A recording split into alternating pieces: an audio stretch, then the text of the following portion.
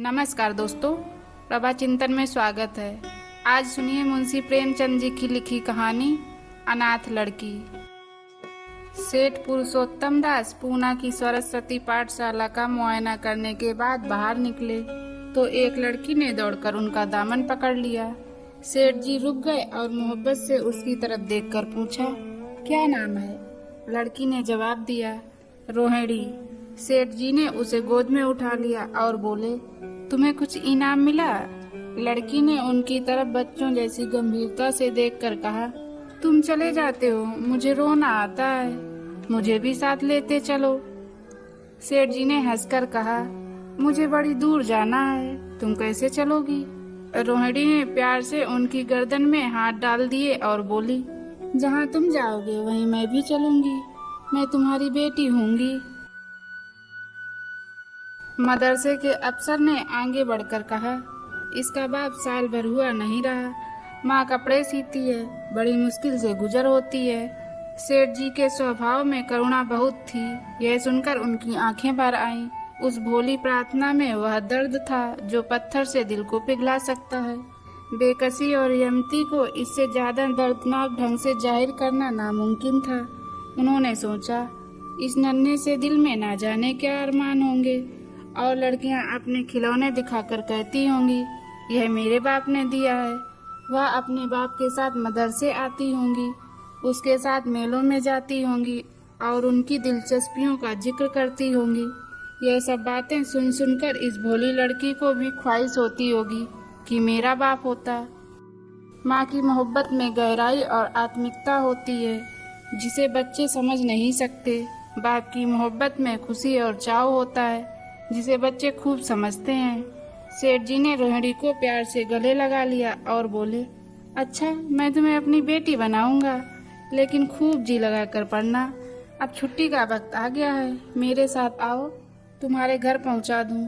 यह कहकर उन्होंने रोहिणी को अपनी मोटर कार में बिठा लिया। रोहिणी ने बड़े इम्तिहान और गर्व से अपनी सहेलियों की तरफ देखा।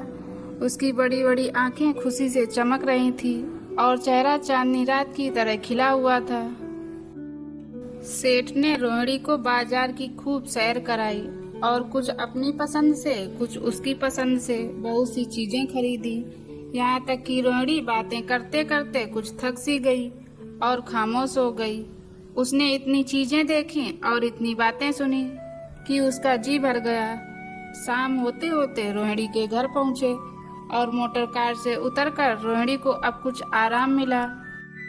दरवाजा बंद था। उसकी माँ किसी ग्राहक के कपड़े देने गई थी। रोहिणी ने अपने तोहफों को उलटना पलटना शुरू किया। खूबसूरत रबड़ के खिलौने, चीनी मिट्टी की गुड़िया जरा दबाने से चूं चूं करने लगती और रोहिणी ये प्यारा संगीत सुनकर फूली न समाती थी। रेशमी कपड़े और रंग बिरंगी साड़ियों की कई बंडल थे, लेकिन मखमली बूट की गुलकारियों ने उसे खूब लुभाया था। उसे उन चीजों के पाने की जितनी खुशी थी, उससे ज्यादा उन्हें अपनी सहेलियों की दिखाने की बेचैनी थी। सुंदरी के जूते अच्छे सही, लेकिन उनमें ऐसे फूल कहाँ हैं? ऐसी गुड़िया उसने कभी ना देखी होगी। इन ख्यालों से उसके दिल में उमंग भर आई और वह अपनी मोहिनी आवाज में एक गीत गाने लगी। सेठ जी दरवाजे पर खड़े इन विचित्र दृश्य का हार्दिक आनंद उठा रहे थे। इतने में रोहिणी की माँ रुक्मिणी कपड़ों की एक पोटली लिए हुए आती दिखाई दी। रोहिणी ने खुशी से पागल होकर एक छलांग भरी और उसके पैरों से लिपट गई। रुक्मिणी का चेहरा पीला था, आंखों में हसरत और बेकसी छिपी हुई थी।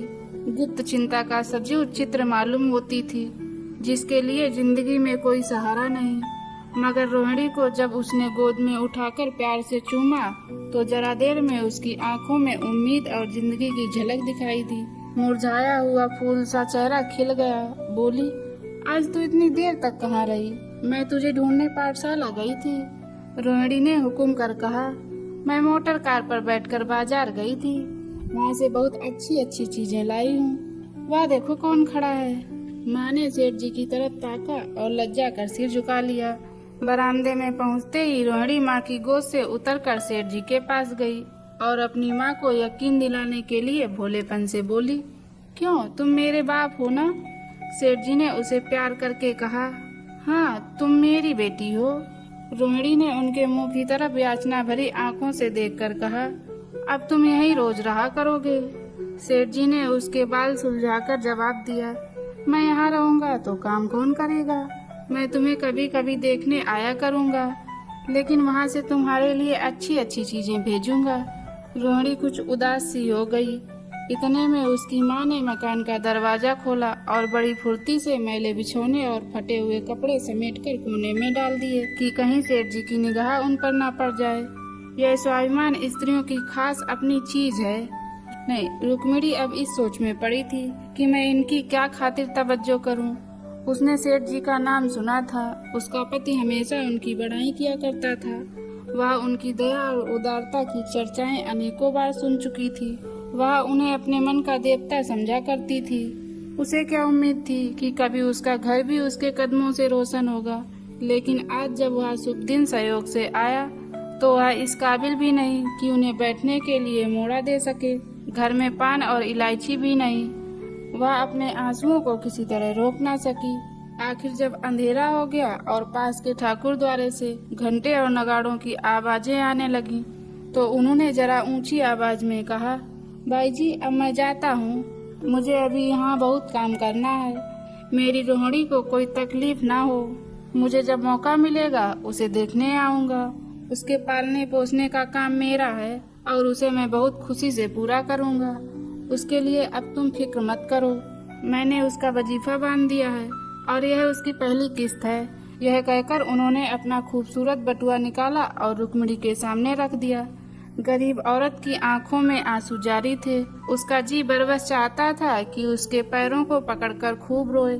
आज बहुत दिनों के बाद एक सच्चे हमदर्द की आवाज उसके मन में आई थी। जब सेठ जी चले तो उसने दोनों हाथों से प्रणाम किया। उसके हृदय की गहराइयों से प्रार्थना निकली, आपने एक बेबस पर दया की है, ईश्वर आपको इसका बदला दे। दूसरे दिन रोहिणी पाठशाला गई तो उसकी बाकी सजधज आंखों में खूबी जाती थी। उस्तानियों ने उसे बारी बारी प्यार किया और उसकी सहेलियां उसकी एक एक चीज को आश्चर्य से देखती और ललचाती थी। अच्छे कपड़े से कुछ स्वाभिमान का अनुभव होता है। आज रोहिणी वह गरीब लड़की न रही जो दूसरों की तरफ विवश नेत्रों से देखा करती थी। आज उसकी एक एक क्रिया से सहसबोधित गर्व और चंचलता टपकती थी और उसकी जबान एकदम के लिए भी ना रुकती थी। कभी मोटर की तेजी का जिक्र था, कभी बाजार की दिलचस्पियों का बयान, कभी अपनी गुड़िया के कुशल मंगल की चर्चा थी और कभी अपने बाप की मोहब्बत की दास्तान। दिल था कि उमंगों से भरा हुआ था। एक महीने बाद सेठ पुरुषोत्तम दास ने रोहिणी के लिए फिर तोहफे और रुपए भेजे। बेचारी विधवा को उनकी कृपा से जीविका की चिंता से छुट्टी मिली। वह रोहिणी के साथ पाठशाला आती और दोनों माँ बेटियां एक ही दर्जे के साथ साथ पढ़ती, लेकिन रोहिणी का नंबर हमेशा माँ से अव्वल रहा। सेठ जी जब पूना की तरफ से निकलते तो रोहिणी को देखने जरूर आते और उनका आगमन उसकी प्रसन्नता और मनोरंजन के लिए महीनों का सामान इकट्ठा कर देता। इसी तरह कई साल गुजर गए और रोहिणी ने जवानी के सुनहरे हरे भरे मैदान में पैर रखा, जबकि बचपन की भोली भाली अदाओं में एक खास मतलब और इरादा का दखल हो जाता है। रोहिणी अब आंतरिक और बाह्य सौंदर्य में अपनी पाठशाला की नाक थी। हाव भाव में आकर्षक गंभीरता, बातों में गीत का सा खिंचाव और गीत का सा आत्मिक रस था। कपड़ों में रंगीन सादगी, आंखों में लाज संकोच, विचारों में पवित्रता। जवानी थी मगर घमंड और बनावट और चंचलता से मुक्त। उसमें एक एकाग्रता थी, ऊंचे इरादों से पैदा होती है। स्त्रियोचित उत्कर्ष की मंजिलें वह धीरे धीरे तय करती चली जाती थी। सेठ जी के बड़े बेटे नरोत्तम दास कई साल तक अमेरिका और जर्मनी की यूनिवर्सिटियों की खाक छानने के बाद इंजीनियरिंग विभाग में कमाल हासिल करके वापस आए थे। अमेरिका के सबसे प्रतिष्ठित कॉलेज में उन्होंने सम्मान का पद प्राप्त किया था। अमेरिका के अखबार एक हिंदुस्तानी नौजवान की इस शानदार कामयाबी पर चकित थे। उन्हीं का स्वागत करने के लिए मुंबई में एक बड़ा जलसा किया गया था। इस उत्सव में शरीक होने के लिए लोग दूर दूर से आए थे। सरस्वती पाठशाला को भी निमंत्रण मिला और रोहिणी को सेठानी जी ने विशेष रूप से आमंत्रित किया। पाठशाला में हफ्तों तैयारियां हुई। रोहिणी को एकदम के लिए भी चैन न था। यह पहला मौका था कि उसने अपने लिए बहुत अच्छे अच्छे कपड़े बनवाए। रंगों के चुनाव में वह मिठास थी, काट छांट में वह फवन जिससे उसकी सुंदरता चमक उठी। सेठानी कौशल्या देवी उसे लेने के लिए रेलवे स्टेशन पर मौजूद थी। रोहिणी गाड़ी से उतरते ही उनके पैरों की तरफ झुकी, लेकिन उन्होंने उसे छाती से लगा लिया और इस तरह प्यार किया कि जैसे वह उनकी बेटी है। वह उसे बार बार देखती थी और आंखों से गर्व और प्रेम टपक पड़ता था। इस जलसे के लिए ठीक समुद्र के किनारे हरे भरे सुहाने मैदान में एक लंबा चौड़ा सामियाना लगाया गया था। एक तरफ आदमियों का समुद्र उमड़ा हुआ था, दूसरी तरफ समुद्र की लहरें उमड़ रही थी। गोया वह भी इस खुशी में शरीक थी। जब उपस्थित लोगों ने रोहिणी बाई के आने की खबर सुनी तो हजारों आदमी उसे देखने के लिए खड़े हो गए। यही तो वो लड़की है जिसने अब की बार शास्त्री की परीक्षा पास की है, जरा उसके दर्शन करने चाहिए। अब भी इस देश की स्त्रियों में ऐसे रत्न मौजूद हैं। भोले भाले देश प्रेमियों में इसी तरह की बातें होने लगी। शहर की कई प्रतिष्ठित महिलाओं ने आकर रोहिणी को गले लगाया और आपस में उसके सौंदर्य और कपड़ों की चर्चा होने लगी। आखिर मिस्टर पुरुषोत्तम दास तशरीफ लाए। हालांकि वह बड़ा शिष्ट और गंभीर उत्सव था, लेकिन उस वक्त दर्शन की उत्कंठा पागलपन की हद तक जा पहुंची थी। एक भगदड़ सी मच गई, कुर्सियों की कतारें गड़बड़ हो गईं। कोई कुर्सी पर खड़ा हुआ, कोई उसके हत्थों पर। कुछ मनचले लोगों ने शामियाने की रस्सियां पकड़ी और उन पर जा लटके। कई मिनट तक यही तूफान मचा रहा। कहीं कुर्सियां टूटी, कहीं कुर्सियां उल्टी, कोई किसी के ऊपर गिरा, कोई नीचे। ज्यादातर लोगों में धौल धप्पा होने लगा। तब भी इनकी सुहानी आवाजें आने लगीं। रोहिणी ने अपनी मंडली के साथ देश प्रेम में डूबा हुआ गीत शुरू किया।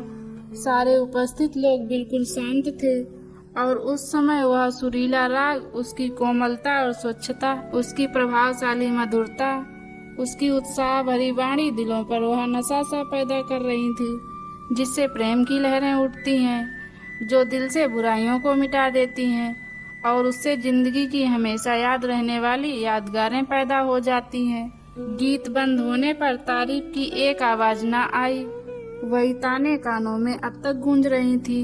गाने के बाद विभिन्न संस्थाओं की तरफ से अभिनंदन पेश हुए और तब नरोत्तम दास लोगों को धन्यवाद देने के लिए खड़े हुए, लेकिन उनके भाषण से लोगों को थोड़ी निराशा हुई। यूं दोस्तों की मंडली में उनकी बगदत्ता के आवेश और प्रवाह की कोई सीमा न थी, लेकिन सार्वजनिक सभा के सामने खड़े होते ही शब्द और विचार दोनों ही उनसे बेवफाई कर जाते थे। उन्होंने बड़ी मुश्किल से धन्यवाद के कुछ शब्द कहे और तब अपनी योग्यता की लज्जित स्वीकृति के साथ अपनी जगह पर आ बैठे। कितने ही लोग उनकी योग्यता पर ज्ञानियों की तरह सिर हिलाने लगे। अब जलसा खत्म होने का वक्त आया। वह रेशमी हार जो सरस्वती पाठशाला की ओर से भेजा गया था, मेज पर रखा हुआ था। उसे हीरो के गले में कौन डाले? प्रेसिडेंट ने महिलाओं की पंक्ति की ओर नजर दौड़ाई। चुनने वाली आंखें रोहिणी पर पड़ी और ठहर गईं। उसकी छाती धड़कने लगी, लेकिन उत्सव के सभापति के आदेश का पालन आवश्यक था। वह सिर झुकाए हुए मेज के पास आई और कांपते हाथों से हार उठा लिया। एक क्षण के लिए दोनों की आंखें मिली और रोहिणी ने नरोत्तम दास के गले में हार डाल दिया। दूसरे दिन सरस्वती पाठशाला के मेहमान विदा हुए, लेकिन कौशल्या देवी ने रोहिणी को न जाने दिया।